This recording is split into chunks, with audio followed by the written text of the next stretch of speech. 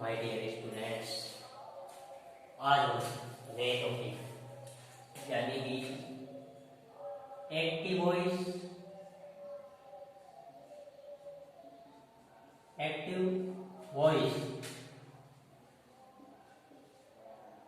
And passive voice की बात करेंगे। एक्टिव वॉइस और पैसिव वॉइस। एक्टिव वॉइस और passive. Active voice and passive voice. Active कृत वाक्य, पैसिव क्रम वाक्य। यानी वॉइस दो प्रकार की होती है। ये सबसे पहले आप वॉइस दो प्रकार की होती है। वॉइस दो प्रकार की होती है। स्टूडेंट्स, जिसे एक को कहते हैं एक्टिव वॉइस। एक को आप क्या कहोगे? Active voice. और दूसरे को आप कहोगे पैसिव वॉइस। एक्टिव वॉइस होता है कृत वाच्य। कौन सा वाच्य? कृत वाच्य। और पैसिव वॉइस का मतलब होता है कर्म वाच्य। Try to understand my conversation carefully. Active voice कृत वाच्य यानी कि इसके अंदर कर्ता प्रधान होता है। इंग्लिश में मैं ये कहूँ कि इसके अंदर सब्जेक्ट प्रधान होता है। पैसिव वॉइस में मैं कहूँ कर्म प्रधान होता है। जैसे आप हिंदी में सकर्मक क्रिया, आकर्मक क्रिया जैसे पढ़ते हैं, किसी में कर्ता प्रधान होता है, किसी में कर्म प्रधान होता है। उसी प्रकार से एक्टिव वॉइस कृतवाच्य, पैसिव वॉइस कर्मवाच्य। यानी कि एक्टिव वॉइस में कर्ता प्रधान होगा, पैसिव वॉइस में कर्म प्रधान होगा। तो इस प्रकार से सबसे पहले हम बात करेंगे ये क्या कि एक्टिव वॉइस से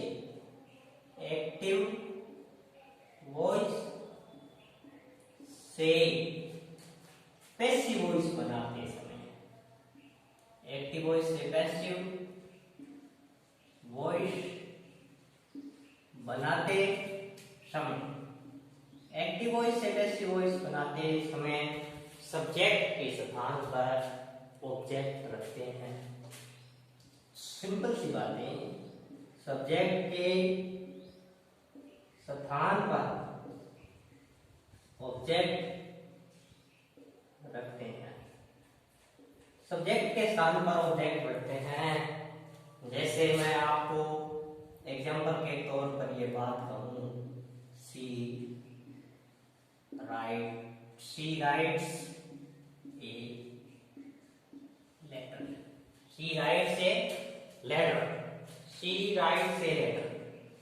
याद रखने वाली बात यह है कि ये इसके अंदर सब्जेक्ट है। ये क्या है भाई?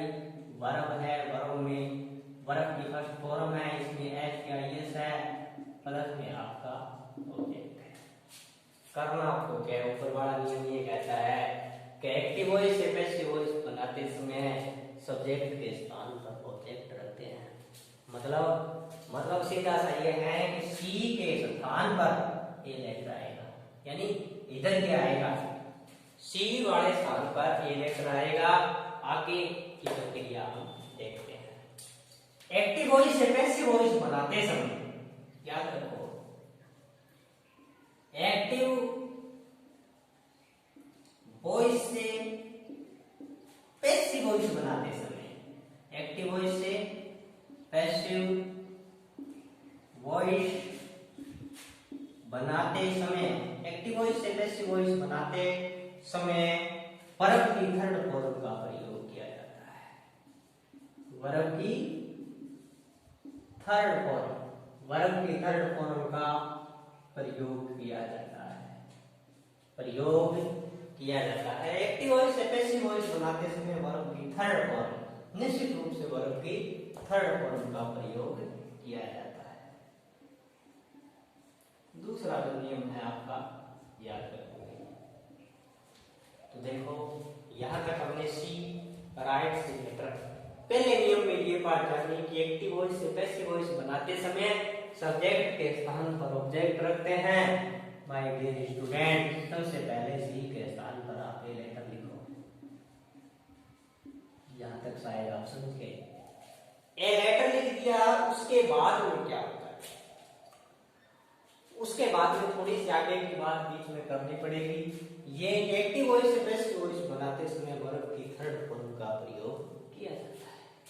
लेकिन उससे पहले छोटी सी बात आपको ये है कि अगर आपको वर्ब की फर्स्ट फॉर्म दिखें या वर्ब की फर्स्ट फॉर्म में एस या ईएस दिखें तो आपको is, am, are plus verb की थर्ड फॉर्म लगाई जाती है। प्लस वर्ब की थर्ड फॉर्म लगाई जाती है। तो ये लेटर में ए लेटर एक पत्र है, ई जाएगा और राइट। अब ये बात कह रहा है वर्ब की थर्ड फॉर्म का, यानी नियम को पूरा करना है। एक्टिव वॉइस से पैसिव वॉइस बनाते समय वर्ब की थर्ड फॉर्म का प्रयोग किया जाता है।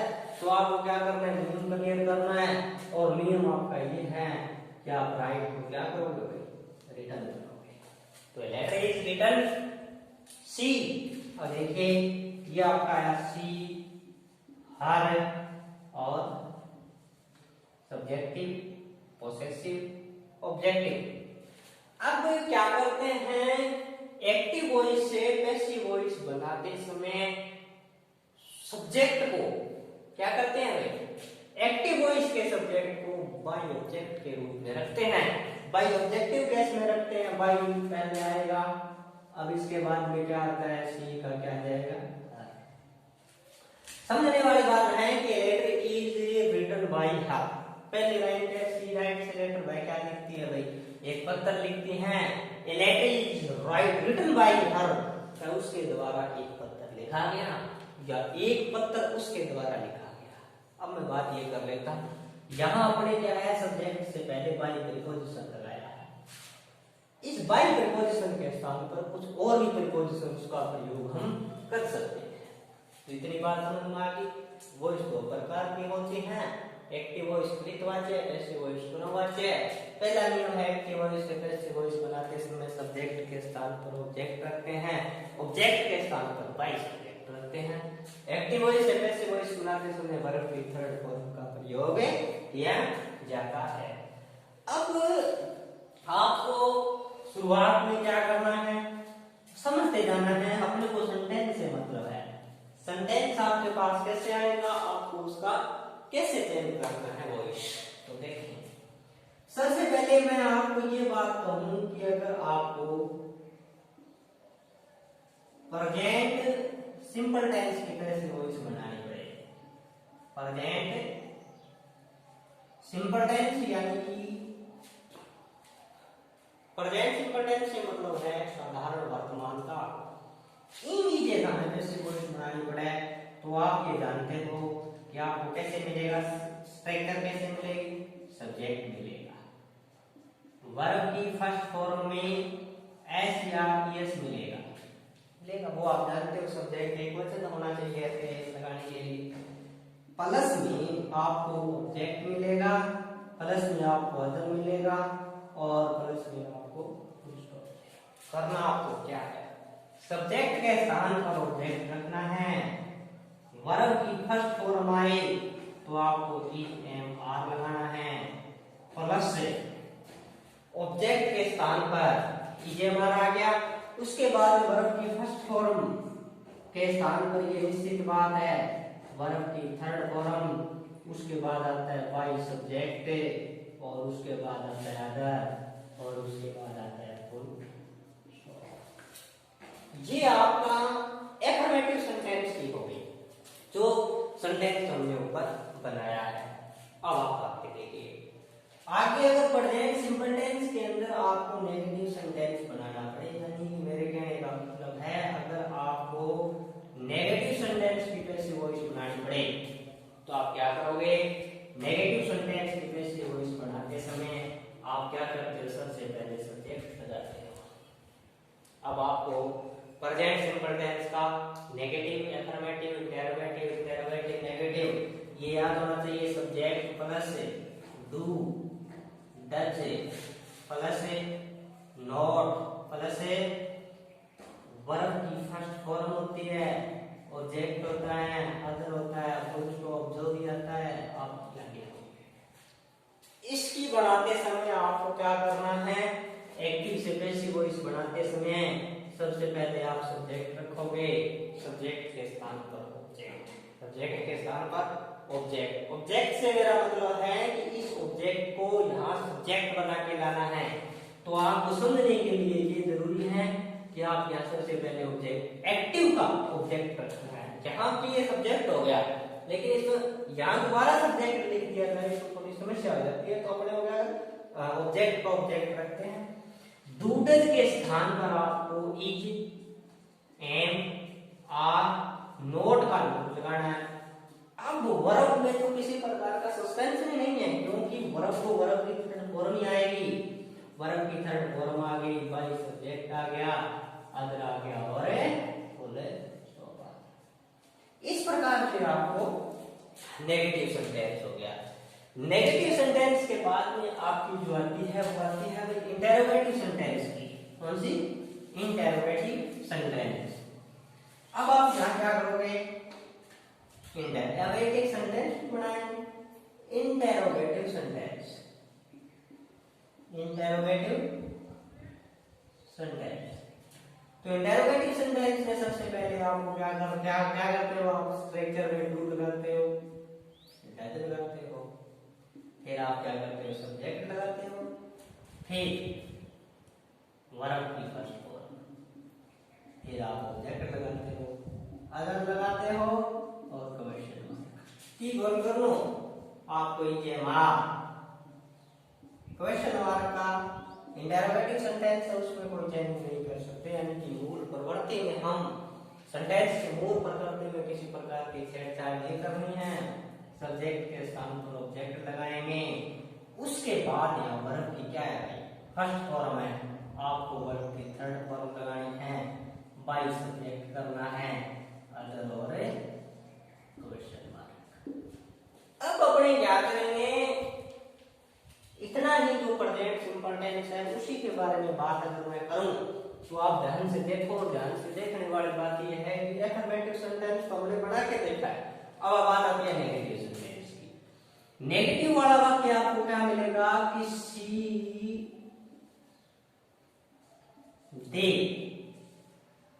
they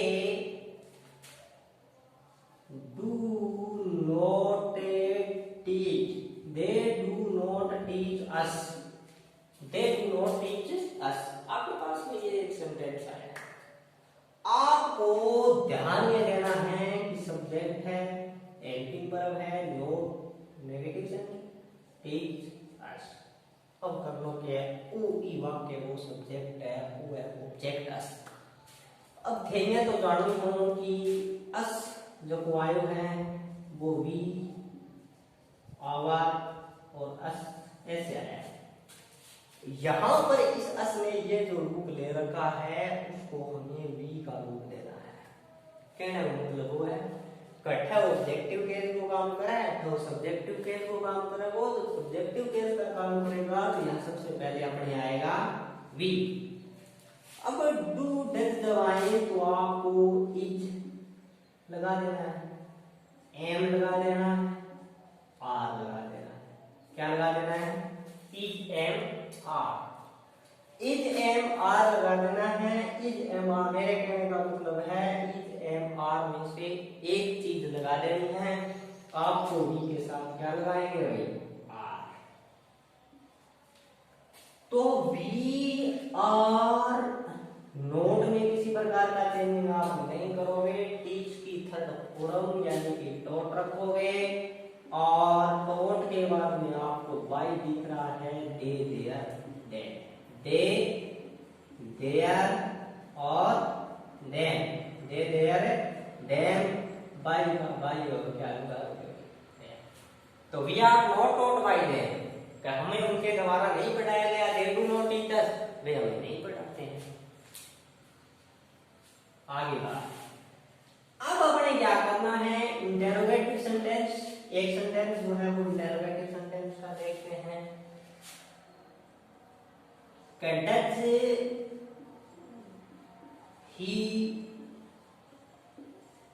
wash clothes, does he wash clothes.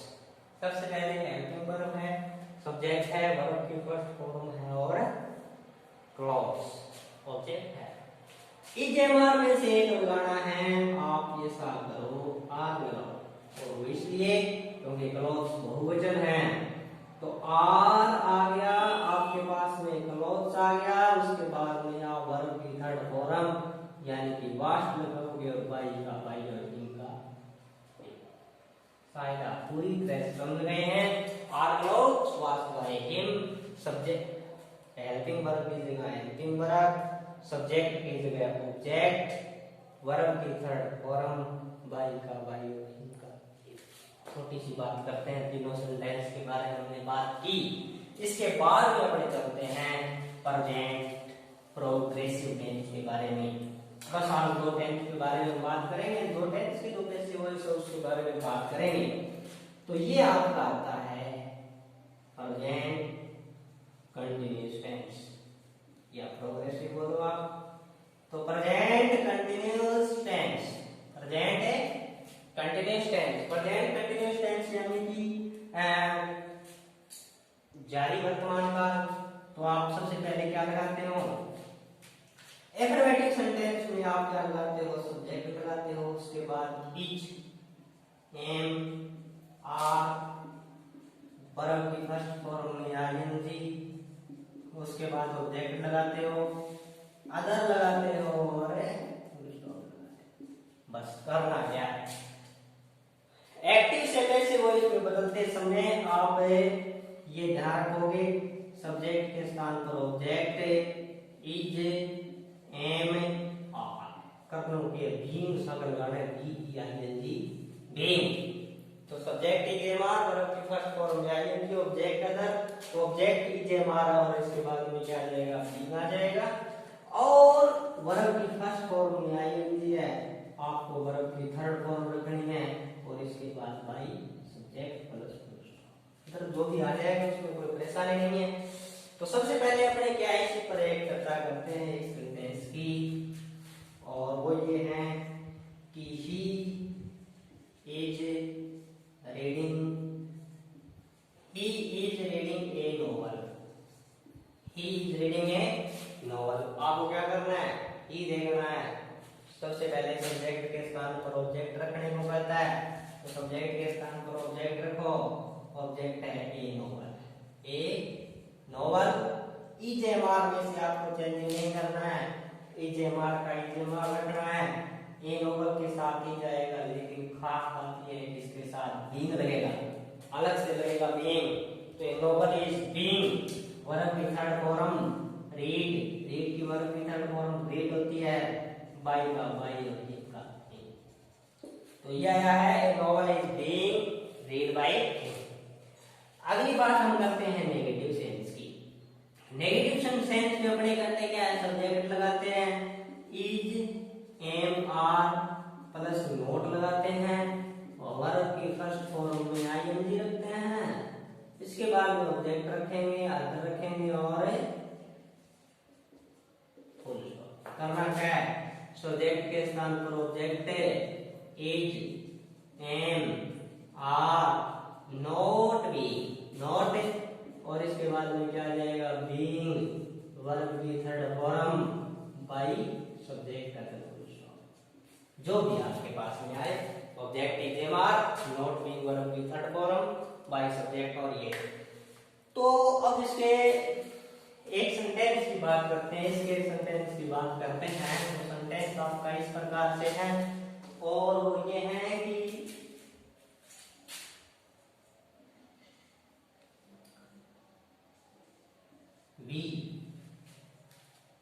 we are not making a table. We are not making a table. We are not making a table. तो सबसे पहले क्या है कि ये सब्जेक्ट है, ये ऑब्जेक्ट है, आप क्या करोगे, सब्जेक्ट के स्थान पर ऑब्जेक्ट रखोगे, ऑब्जेक्ट है ए टेबल।